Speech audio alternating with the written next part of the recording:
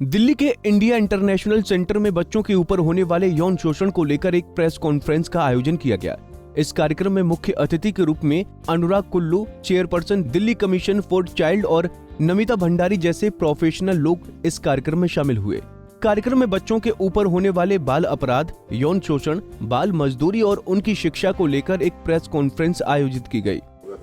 आज के इस प्रोग्राम का पर्पज़ यही है कि जितने भी स्टेक होल्डर्स हैं, जितने भी इंस्टीट्यूट्स हैं, जितने भी NGOs हैं जो सब बच्चों के लिए काम कर रहे हैं, वो सब एक साथ एक मंच पे एक जगह आके एक दूसरे का हाथ पकड़ के काम करें। सब अलग अलग आइसोलेशन में काम ना करें, बल्कि एकजुट होकर बच्चों के लिए काम करें, जिससे बच्चों तक ग्राउंड लेवल पे पूरा लाभ पहुंच सके। तो ये आज के इस प्रोग्राम का उद्देश्य है, सारे लोगों को एक साथ एक प्लेटफॉर्म पे लाना। इस तरीके से जो माधवी जी के द्वारा कार्य कराया जा रहा लगातार, किस तरीके से देखते हैं और किस तरीके से और लोगों को जोड़ा जाए? जी, ये बहुत अच्छी पहल है जो माधवी जी के द्वारा की गई है, और मैं चाहता हूँ कि माधवी जी जैसे लोग और इस सामने आए और ज़्यादा से ज़्यादा लोग आके माधवी जी के साथ जुड़े, ताकि क्योंकि हम जिन लोगों की बात कर रहे हैं, जिन लोगों के लिए हम ये काम कर रहे हैं, वो देश के बच्चे हैं, वो देश की धरोहर है।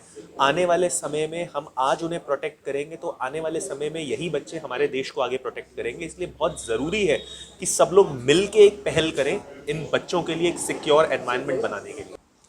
आज का जो सेशन है वो बाल यौन शोषण के प्रति विरोध है। एक जो हमारी स्वयंसेवी संस्थाएं हैं वो एकत्रित होकर के ये आवाज़ उठा रही हैं कि बाल यौन शोषण की रोकथाम बहुत ज़रूरी है और इसमें हमें सभी गवर्नमेंट डिपार्टमेंट्स का सहयोग चाहिए। तो एक बहुत महत्वपूर्ण कंसल्टेशन है उस मामले में, क्योंकि क्या होता है कि हम अलग अलग तरीके से अपनी तरीके से इस चीज़ को डील करते हैं। पॉक्सो है, पर किस तरह से पॉक्सो के अधिनियम फॉलो किए जाते हैं, उनके साथ क्या करना चाहिए और कैसे हमें उनमें से बच्चे को जस्टिस दिलाना चाहिए, इस बारे में हमारी सोच रहेगी आज के इस सत्र में। अच्छा, नेशनल ब्यूरो क्राइम की अगर बात करें तो एक साल का अगर डाटा बात करें तो कितना बढ़ा है और क्या घटा है, उसके बारे में बताएं। देखिए, लॉकडाउन में तो इसमें ये मानना है कि जो ऑनलाइन पोर्नो दिखाया जा रहा था उसमें करीब 95% बढ़ोतरी हुई एक ही दिन में। और आप जान सकते हैं कि ये जो ऑनलाइन क्राइम चल रहा है बच्चों के प्रति वो तो बहुत ही भयानक है। पर उसके अलावा क्योंकि लॉकडाउन हुआ उसमें जो रोज़गार था लोगों का वो ख़त्म हो गया, बच्चे अकेले पड़ गए, चाइल्ड मैरिजेस बढ़ गई। चाइल्ड मैरिज अपने आप में बाल विवाह एक बड़ा चाइल्ड सेक्सुअल अब्यूज़ है, मेरा मानना है। और इसके अलावा भी बच्चे अकेले थे, वो अपने ही घर में अपने ही लोगों का शिकार थे। तो बढ़ोतरी तो हुई है, एविडेंस इतना क्लियर नहीं है कि कितना, पर बहुत बढ़ चुका है। इस कार्यक्रम में मुख्य अतिथि के रूप में पहुंचे लोगों ने बताया कि कोरोना काल में जब लॉकडाउन लगा था तब सबसे ज्यादा बच्चों में यौन शोषण के मामले सामने आए थे। उन्होंने बताया कि यौन शोषण के मामलों की ज्यादातर शुरुआत घर से ही होती है और अगर बच्चों में जागरूकता रहेगी तो इसका शिकार नहीं हो पाएंगे। अभी तो ये बहुत महत्वपूर्ण कंसल्टेशन है। फिलहाल तो दिल्ली स्टेट लेवल का है, बट एक नेशनल कंसल्टेशन भी हो रही है। ये बहुत ही महत्वपूर्ण डिस्कशन है, क्योंकि ये जो क्राइम है चाइल्ड सेक्सुअल अब्यूज़ का, ये बहुत गंभीर क्राइम है। ये एक बच्चे के अगेंस्ट क्राइम नहीं है, ये हमारी पूरी सभ्यता, हमारे पूरे समाज के खिलाफ है।